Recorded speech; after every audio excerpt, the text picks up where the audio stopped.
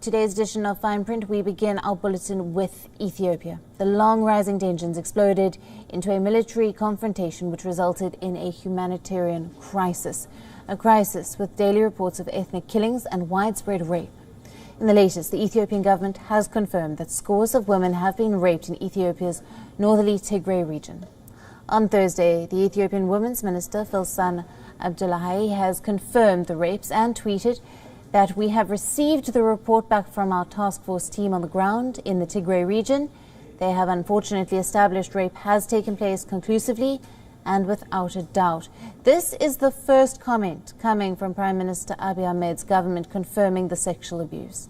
In a series of tweets, Ethiopia's Women Minister assured the citizens that the government is committed to protecting the rule of law and that it will not tolerate any violence against women, especially one involving rape. Now, earlier, the Ethiopian Rights Commission had reported that 108 rapes in the last 2 months, nearly half of them happened in the regional capital of Mekelle, and the troops of Ethiopian Prime Minister Abiy Ahmed captured the region of Mekelle in November of last year. But the sporadic fighting continues, and the region, with around 5 million people, are left without communications and access to the outside world. Ethiopian government says it has zero tolerance for sexual violence, where some victims have identified their abusers as federal or allied soldiers. Many rapes are likely to have gone unreported. Now, rape during conflict is not a new phenomenon.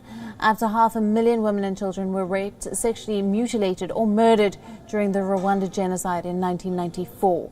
And now, with this, is the ugly face of Ethiopia's ethnic federalism. The country is slowly sleepwalking into a similar situation. However, with widespread communication and visibility today, this report should act as a wake-up call for the international community to act.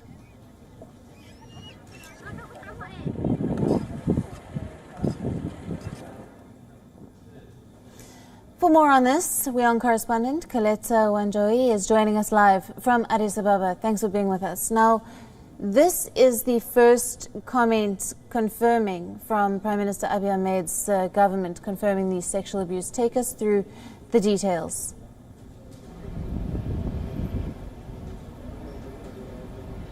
Well, we're seeing what some people have termed as a bold move by the government to admit that indeed sexual abuse was done in the northern region, where we know the government has had a military operation since November of last year. Well, this is something that was flagged up by some international agencies and some local citizens, but we never really saw the government coming out to admit. So this admission is the fact that, for some people say it's a good thing, because then that means the government really sees how grave the situation is, and it might really help the people or the victims of sexual abuse, because now the government then is moving in to offer mental support and asking for more help internationally and locally to be able to give mental support, physical support to those who have been affected. Well, it is a bit sad, and very sad actually, for those who have been affected, and it kind of opens up a different kind of wound where people are looking beyond the military operation and saying that targeting the women and female gender on the other side of the northern region is really unfortunate.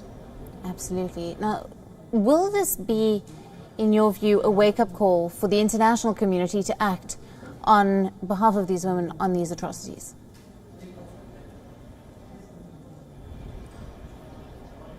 Well, for the international community to act, then that would need also the government itself to act locally, because we know as of now the United Nations has been asking for clearance for different organizations to get into the northern region, where we know security is still an issue and access is still an issue. And we've seen now government saying that at least 70 agencies will be given permission to go in, but this is like 3 months later, where after people have really complained and the UN has led the complaints, internationally seeking for more support. So some people are saying it's a bit too late sometimes, or a bit, because probably this kind of help would have come in immediately during the war, when the conflict began. But well, at the end of the day, it's better for the international community to enter now other than before. It's not so late for some people, we hope. Right, and Coletta, given the crisis, how will forces work on the ground in the Tigray region now?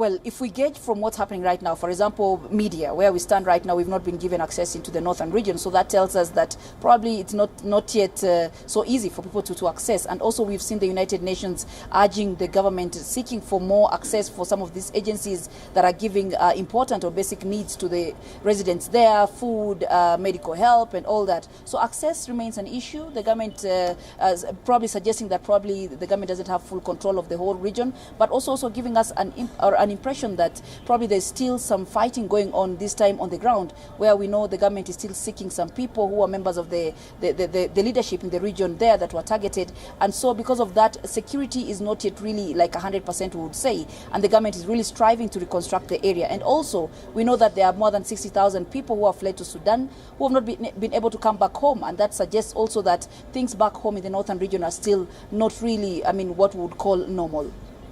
Koleta, thank you very much for being with us and bringing us that report and all those details from Tigray.